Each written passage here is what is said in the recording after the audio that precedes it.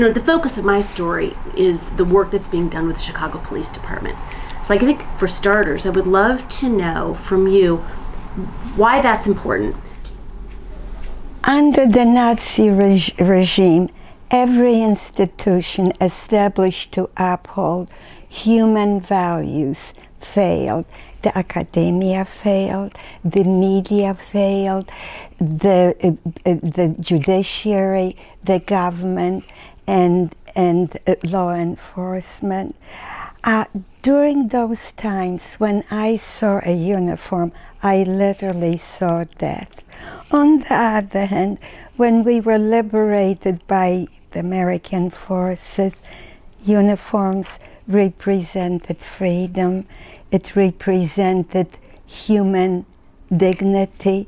And so when I am talking to the police force here, I feel that their uniforms make me feel secure because I know that they are protecting the integrity and the freedom and the dignity of every individual.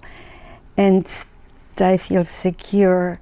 So to me, it's interesting that a uniform can represent dignity, can represent hope, can represent freedom, and it can represent oppression.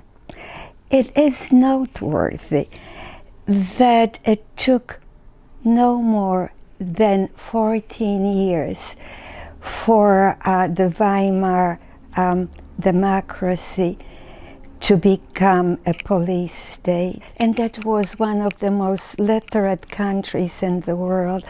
In these mere 14 years, Hitler, by promising these grandiose ideas of conquest and domination, had the power, convinced a whole nation to follow him, and which led them, of course, to a disgraceful defeat.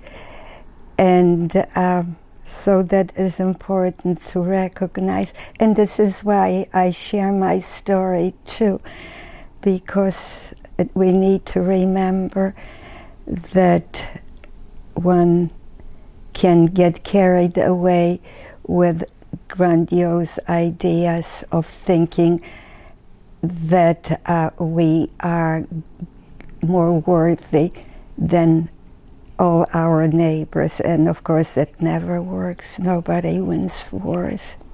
Do you think there were opportunities across that 14-year span for law enforcement to do more than they could have? I don't think that one can isolate any individual group to be able to repair the damage that a whole nation is involved in. But I do believe that very often those who are organized for destruction seem to be more militant, more organized than those who have faith in peace and kindness and love. I am not sure that I am convinced that it's so, but whenever I hear, I think that we have important discussions and issues today too, and one recognizes that some people act out of opportunism rather than out of a conviction and out of what one's conscience would dictate. So as part of what you're trying to do with the office, with the recruits, to empower them so that they can maybe see themselves in through a new lens, that they can, of hope, that their uniform can represent safety? I don't feel a mission to change or to convince them. It is important for me to let them know that I recognize their potential, and that their potential is not only essential to me as an individual, it is essential to me as a member of my community, and as a member of my country, and as a member of the world. So all I can tell them, I don't feel that I have a mission, but I want to tell them that they are very important to me because they are an important human potential, and that I am grateful. They have a pivotal role. They are in contact with communities that I as an individual don't have. Whatever occupation we have, we represent more than just our own, than ourselves. We represent that, hopefully, that is best in us. I hope that we act on that which is best in us. Public service is an honor, is a trust bestowed, and I want to tell them that I see that, and that I am grateful for it, and that I trust them, and I have expectations of them. So the uniform can mean hope, can mean promise, can mean the best in humanity, but it can also mean the worst in us. The world was controlled by very powerful, evil people, so I could have used that as my role models.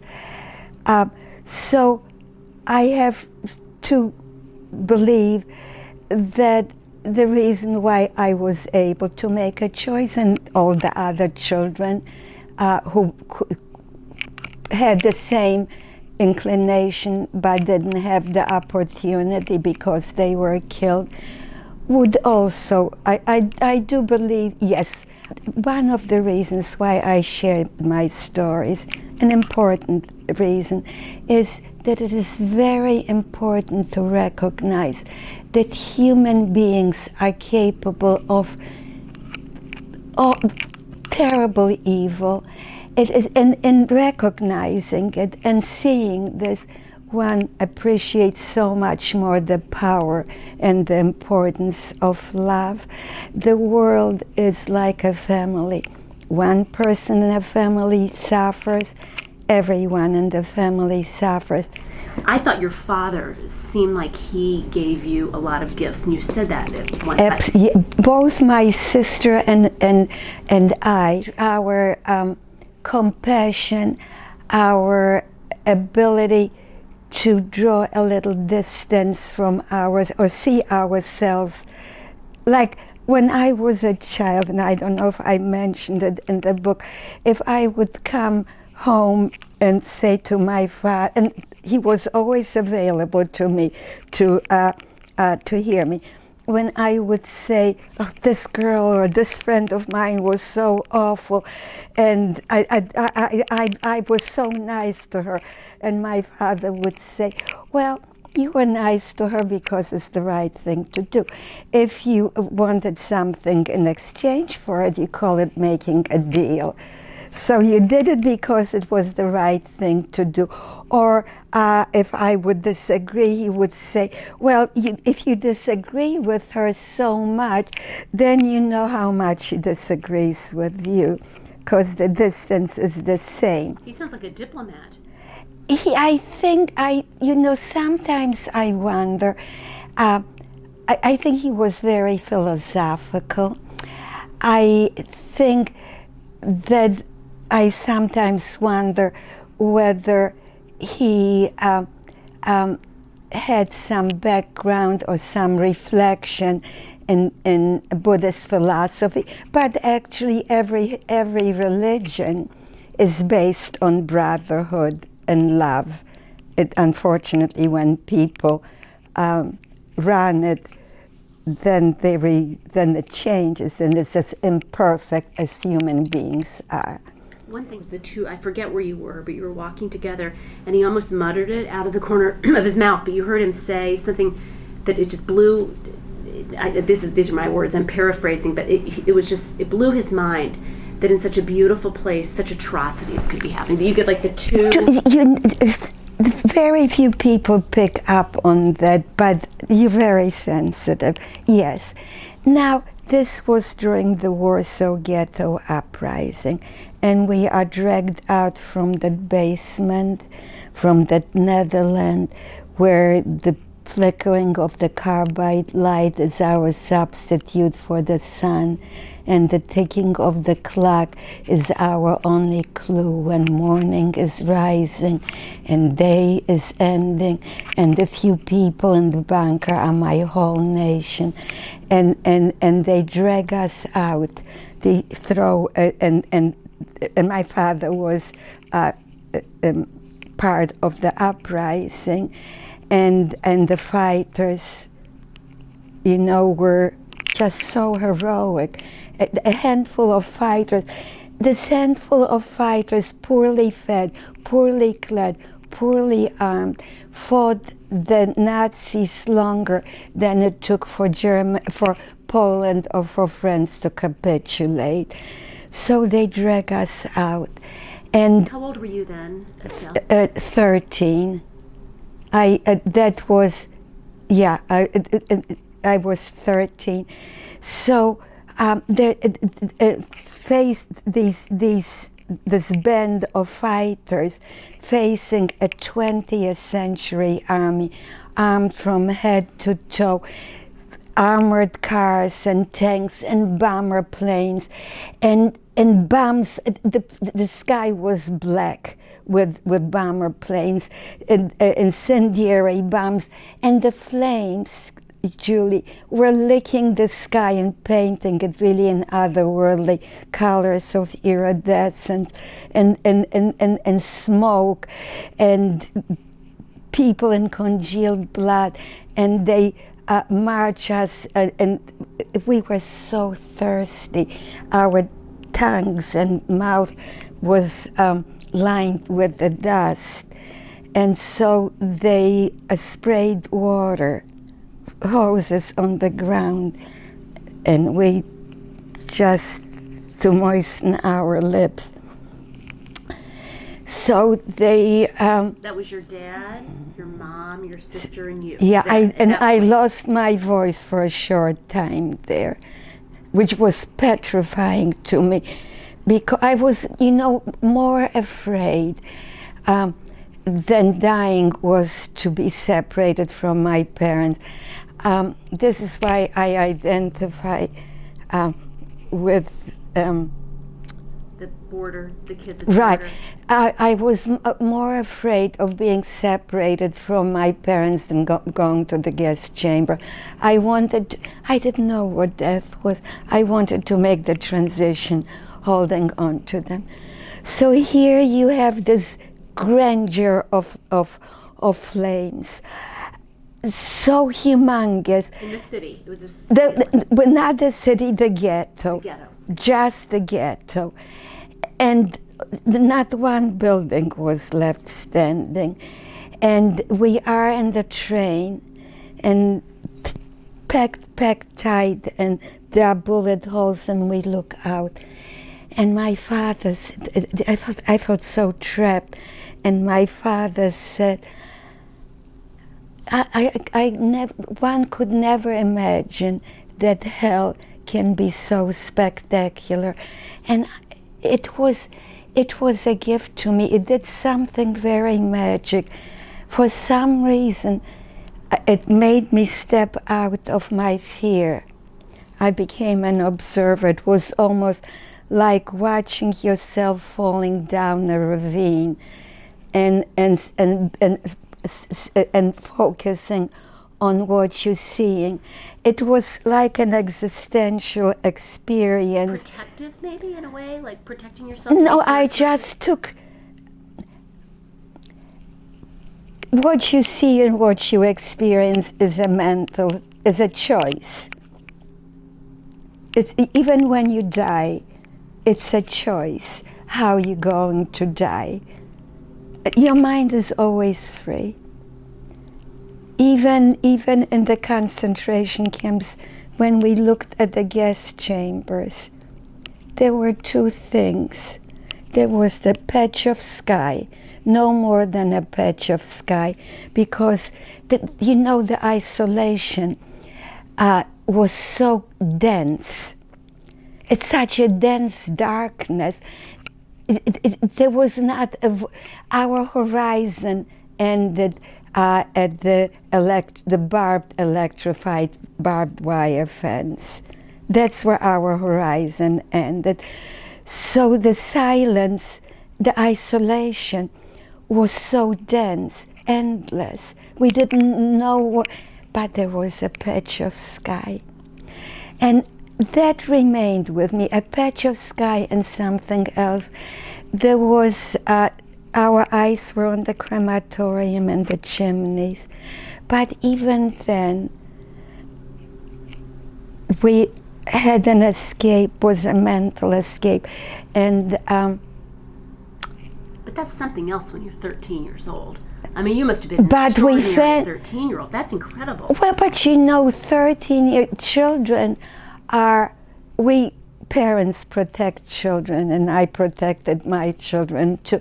But the fact is that children, if you see children during the wartime, they grow up in a second.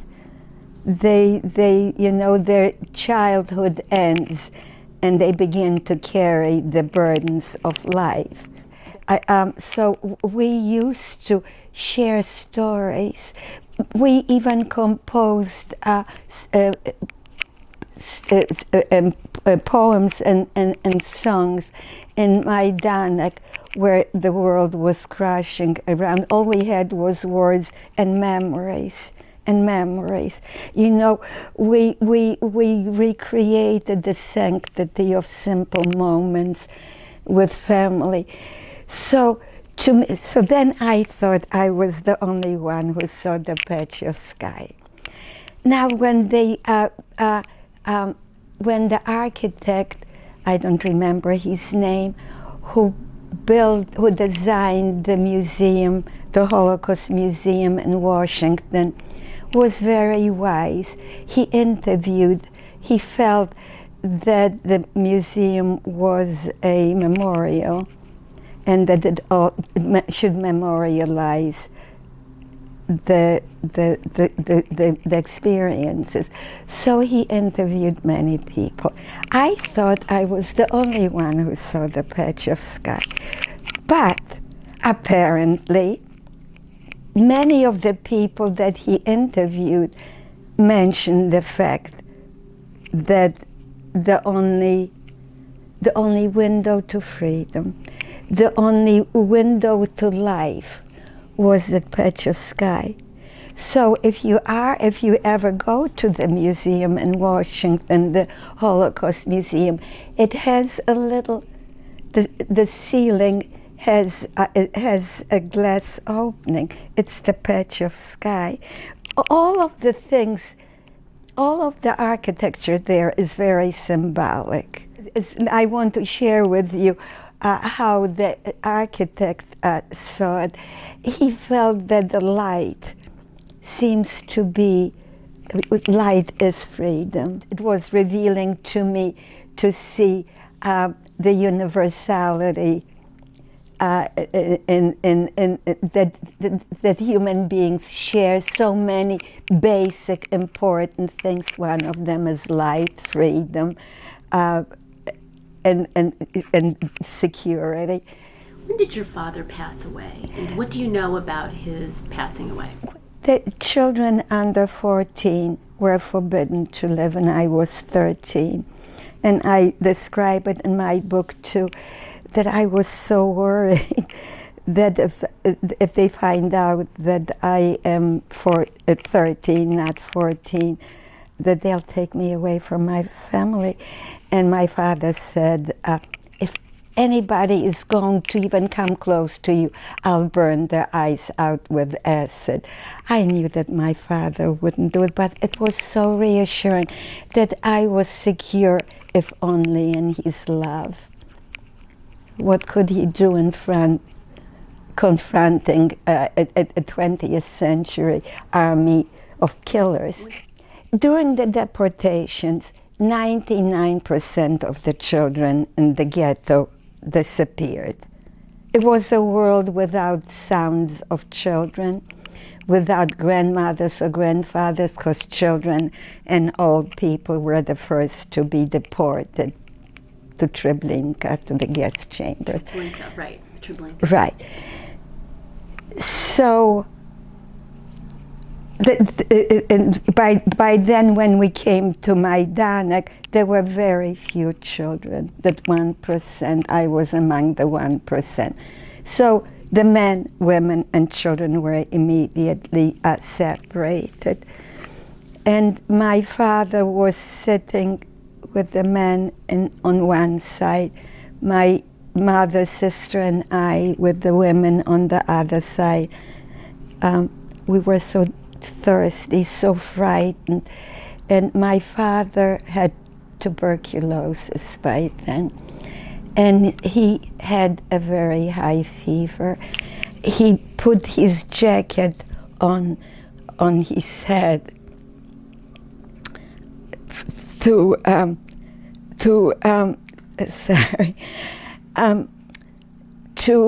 lessen the chill. I looked at his eyes. He pushed himself to the front, and we did too. So and there was eye contact. We locked eyes. I was so used to looking into his eyes for comfort, for reassurance. How desperate they were. So I waited for the guards to go, and I ran towards him, and I said, "Tata, you don't have to worry about me. They'll never get me." I turned the lapel of my jacket. We had cyanide. And my father said, "You must live." And so I lived.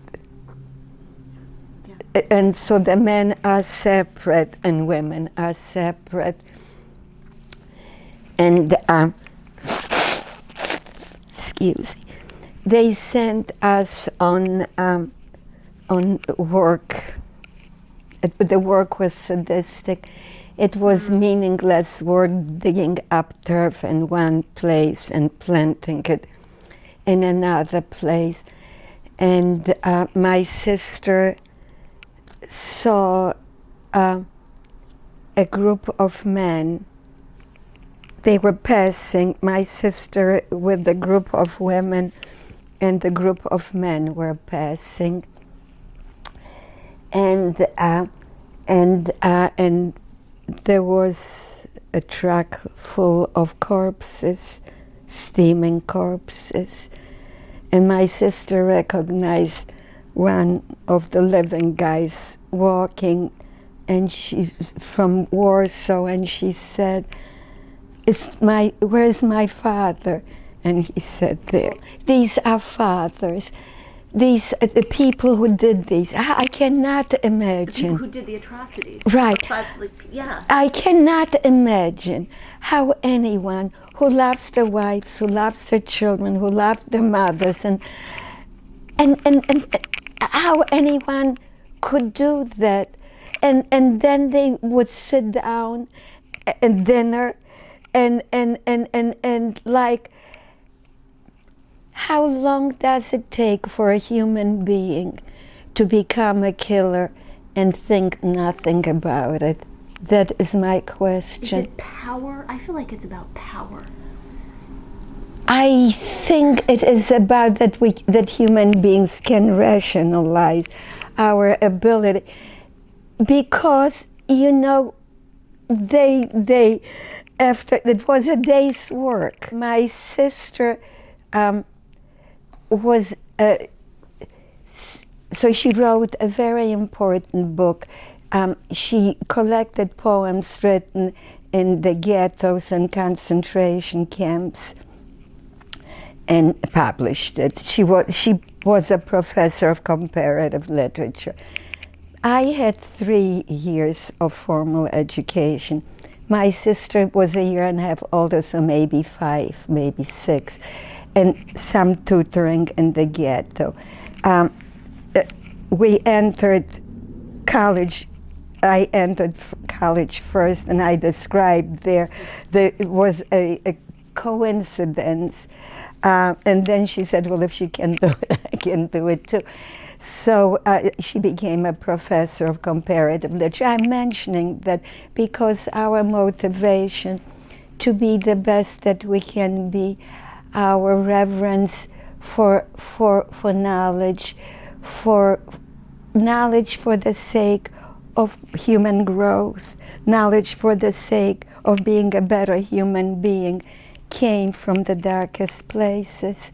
It came from the ghetto teachers that I describe in my book, the heroic teachers, unemployed teachers who met with children in cold rooms and taught them to hold on to their imaginations and joy of life. We had theaters, Julie, when we had no bread.